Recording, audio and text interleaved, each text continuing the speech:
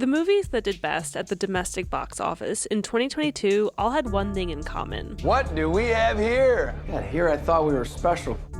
They were all franchises. Top Gun: Maverick was the biggest hit last year, followed by Black Panther: Wakanda Forever. The Black Panther is gone. Doctor Strange in the Multiverse of Madness. Giant monsters I can clearly handle, but what bothers me is that last night you were in my dream. Sequels are a reliable way to bring already hooked audiences back in. And threatened by Netflix and the pandemic, theaters really need those audiences. Television was going to kill the movie theaters. HBO was going to kill movie theaters. Home video was going to kill movie theaters. DVD was going to kill movie theaters. We've been through this narrative so many times. Kai Boyd is the owner of Rialto Cinemas Elmwood in Berkeley, California. That independent movie theater has been through a lot.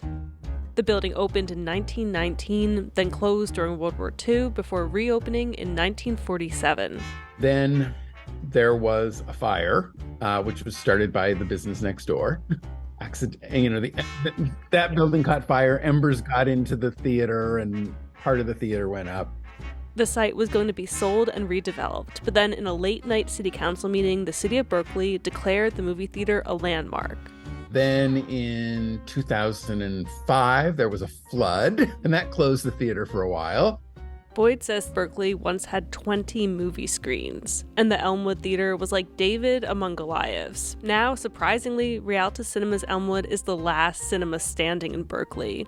He says city leaders should have done more to protect its movie theaters. The pandemic harmed our business, but the reason the theaters in downtown Berkeley closed has everything to do with real estate development and the fact that communities like Berkeley are not valuing the contribution to culture that movie theaters create. So Boyd and other theater owners must get creative. During the pandemic lockdowns, the theater recommended films to watch at home and sold popcorn to passers-by. They started a GoFundMe campaign and raised over $125,000. We're not quite profitable yet, and we have to get back to being at least break even and hopefully a little bit profitable. Showing blockbuster hits is one way to bring in money, but the Elmwood Theater offers something different. You can watch documentaries on artists, British theater, even a dog and cat film festival. We need diverse storytelling. We need storytelling for kids. We need storytelling for young adults. What I think Hollywood has really started to learn in the last year or so is that if you make it and if you put it in movie theaters, people will come. Boyd still remembers falling in love with movies as a kid when his mom took him and his brother to see Walt Disney's The Aristocats, a film with no sequel, no prequel, or remake. Which pet's address is the finest in Paris? Which pets possess the longest pedigree?